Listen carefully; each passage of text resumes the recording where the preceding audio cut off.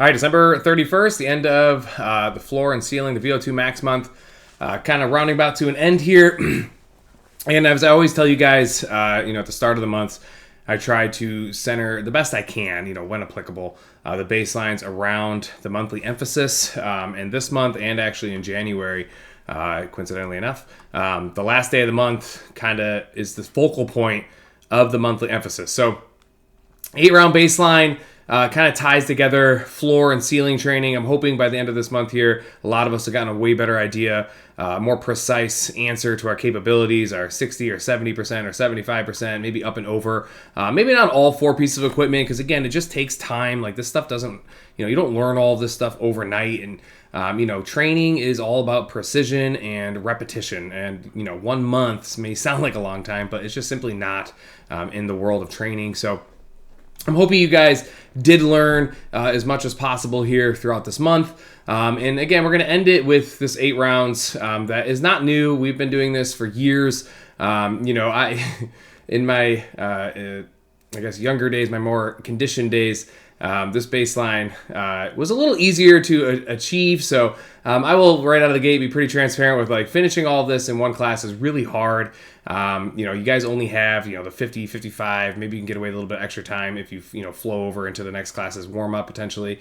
But 8 rounds is, you are doing the bike first, recover, and then you'll do the rower. So if you haven't done this before, I gave the option here to do 6 or 8. Like, if you just don't feel like you're conditioned enough, which is a lot of us, right? Like 8 rounds is a ton. So there's a world where a lot of us are just doing 6 rounds on the bike, recovering for however much time we need, and then 6 rounds on the rower and trying to finish that before the clock is up. But the ultimate goal, the original thought process behind this baseline, how it was originally performed, was 8 rounds on the bike, move over to the rower, 8 rounds on the rower, and that's your workout. So your goal is to get as deep into that as you physically can. Now, you guys do see there's different distances, calorie counts here. Again, I have to give you flexibility. I want to give you flexibility, of course, based off of your individual capabilities. So the original baseline was 8 rounds, 25 calories on the bike with a 90-second rest, 8 rounds, 500 meters on the rower with a 90-second rest, and you're just repeating. Now,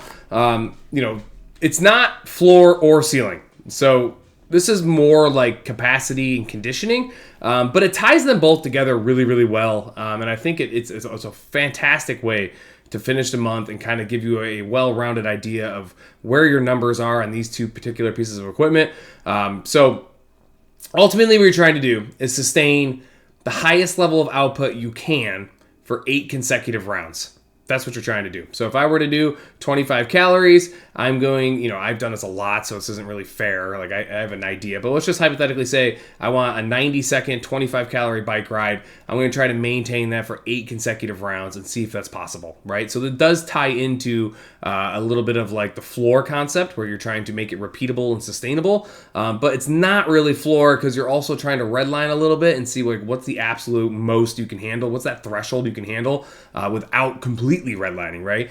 So we're getting really, really niche here and really getting as precise as possible. So it is like a floor concept, but really kind of attacked like a ceiling mentality. And you just got to find that happy medium. So I'm really hoping this month kind of is like, all right, that makes sense now when you say that. Whereas I think when we've done this baseline in the past, people are like, I don't really understand like what we're doing. I don't know my numbers well enough at all. I think it fits in really well. And then again, the backside of this is, you got to get on the rower and do the same thing on the rower immediately following the bike. So I don't want you guys necessarily flip-flopping. Like I would much rather you do the bike into the rower, and because that'll give you the full effect of how this is supposed to feel. But that's going to, really challenge your conditioning, your endurance levels, and kind of, again, like I said, back to that kind of floor concept. So you guys are going to have whiteboards and pieces of paper we should have printed off for you. You can write down your times. I have a lot of photos of doing these over the years. I've been doing this baseline now. This started before the gym ever even opened.